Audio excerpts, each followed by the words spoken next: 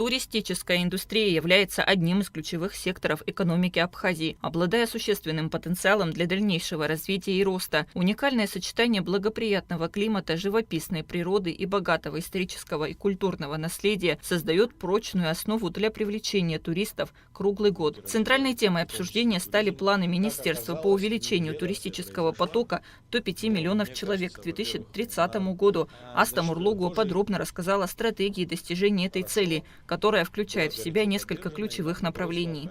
Руководство страны ставит амбициозные задачи вместе с российскими партнерами.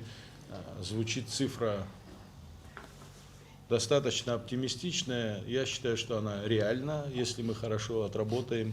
Тут, конечно, много разных факторов, но все же 2030 год стоит планка 5 миллионов туристов, чтобы Абхазия могла принимать. Конечно, большим подспорьем сейчас в этом году мы уже ощутили на себе это открытие воздушной гавани нашего международного аэропорта имени Владислава Григорьевича Ардзенба. Есть показатели на 1 октября, это более 118 тысяч пассажиров уже прилетело благодаря аэропорту. Вы знаете, что каждый день открываются новые направления. Вот сейчас отрабатывается новое направление, это Кабардино-Балкария, город Нальчик. Будем надеяться, что в следующем году у нас полетят из города Нальчик тоже туристы в Абхазию. Большое внимание Министерство туризма Абхазии уделяет развитию экотуризма и агротуризма. В перспективе планируется запуск нескольких масштабных проектов, призванных привлечь туристов в сельскую местность и познакомить их с уникальной культурой и природой Абхазии. Одним из самых перспективных проектов является инициатива «Мандариновые выходные». Проект направлен на развитие агротуризма и предлагает гостям уникальную возможность погрузиться в атмосферу абхазской деревни. Туристы смогут арендовать комнаты в домах местных жителей, насладиться национальной кухней и принять участие в сборе цитрусовых плодов прямо с дерева. В некоторых деревнях Восточной Абхазии уже существуют успешные примеры. Так в селе Кутол развиваются чайные плантации, и это направление оказалось очень популярным среди туристов. Членов общественной палаты волновали вопросы сохранения идентичности абхазского села в контексте растущего потока туристов. Особое внимание уделялось потенциальному влиянию туризма на уникальную культуру и традиции сельской местности, а также на священные места, расположенные в горных районах республики. Село вот в этом направлении продумывать, ее как-то укреплять, там делать какие-то дома культуры, я не знаю, чтобы не оттуда уходили, а не туристы туда, скажем так, вот вторгались, а вот наша молодежь больше бережно относилась к своим исконным, таким традиционным, но это вот харак за отца запытал.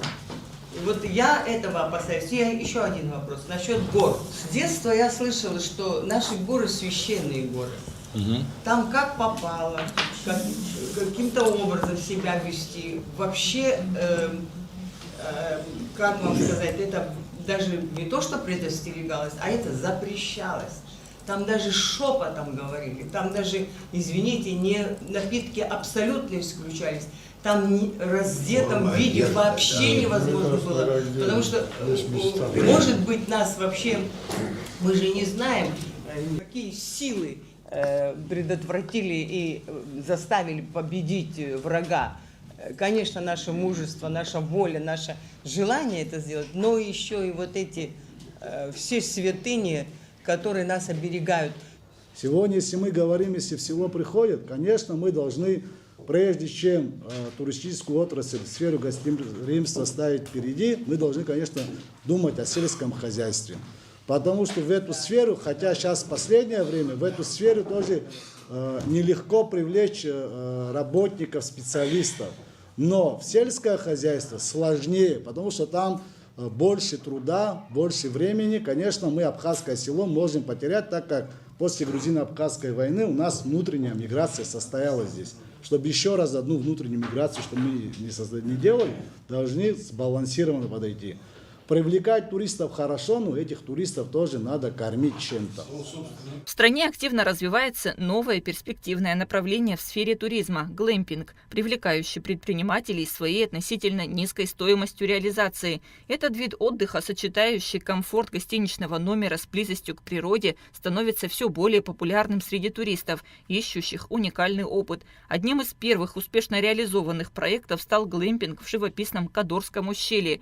Успех проекта вызвал интерес у местных предпринимателей. Поступило предложение о строительстве еще одного глэмпинга вблизи знаменитой Атапской пещеры, известной своими впечатляющими сталактитами и сталагмитами. Также министр рассказал о необходимости нового закона о туризме, разработкой которого занимается министерство по поручению президента. Предложить вариант, проект классификации отелей.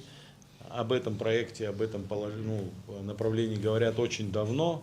Это, кстати говоря, смежно с новым законом о туризме. Параллельно вот этим поручениям существует дорожная карта развития туризма между Российской Федерацией и Республикой Абхазия. В этой дорожной карте тоже есть несколько, скажем, пунктов. Одним из пунктов является создание единого внутригосударственного нашего абхазского реестра отелей, для того, чтобы были часто случаи, когда людей обманным путем аферисты продавали несуществующие путевки, и много жалоб на это поступало. И, кстати говоря, министерство как могло реагировало, но возместить ущерб за такую оплошность самого человека, кто бронирует, очень тяжело. Для этого одна из причин создания такого реестра, который будет официально опубликован на сайте министерства, чтобы любой гражданин, любая туристическая компания, которая предлагает Абхазию для отдыха, могла знать, что вот есть такой реестр, и эти отели проверены, они действуют, никакого подвоха здесь нет.